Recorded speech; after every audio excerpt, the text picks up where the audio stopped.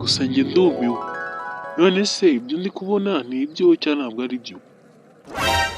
Bite Scott we, amakuru yawe ndakubona ko wabuze. Ubundi sinabonekaga ngo banyifashishe batera ibishyimbo mwa. None se kuri kuvuga nabi nkaho watemesheje, ufite ikihe kibazo mwa? Ukubona umunsi uri bwire.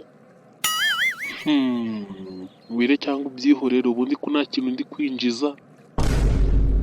Ubundi muri makeya tutaretse kuvuga amagambo menshi waje gukora icyanga. Ubundi utaretse kubaza ubusa, ubundi hano ngaho uzi ko bahakora iki?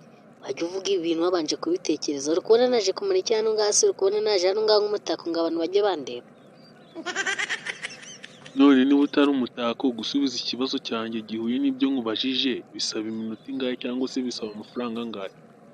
Cyangwa hari ikiguzi kirenzeho? Umva bono ntukazajya ubaza ubusa, ujye ugerageza kubaza ibintu byumvikana. Niba utabishoboye ujye ubyihorera. Ugututse ahantu wari uri ubona niyicira ngo afite amahoro, uje kumbaza ubwo busa. Urebye byaba bikuzanye rero ntabyo uri bubone. Okay, ubwo nyine ndaza kubyirengera sha. Mani mbwira ngo usobanurire nyine icyo ushatse kuvuga, ntabwo numvishe neza. Nose uzi ikintu kinzanye hano ngaha nyine, basi reka nze nyikubwire.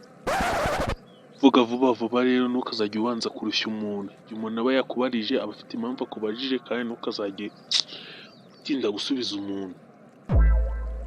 None se ahangaha si muri parike? None se waza uje ko ugiye muri cyamuntu yaravuga vuba sha, ntukazajya ubaza ubusa n'ibintu ubona. Usubira kumbaza iki? Nengewe naje muri iri shyamba gusura ibyiza nyaburanga. Nyine ngiye kimwe naje gusura, naje kwisurira nyine inyamaswa zituye hano ngaha tu. None se waje kuzisura zose cyangwa ufite iz'ingenzi ukunda kurusha izindi waje gusura? Niba ari zose urambwira, niba arimo nk'ingenzi ukunda nayo wayimbwira nta kibazo. Ngiye inyamaswa naje gusura nyine nizo z'ubwoko bumwe.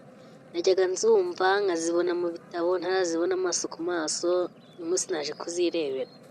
Naje kwisurira ingagi.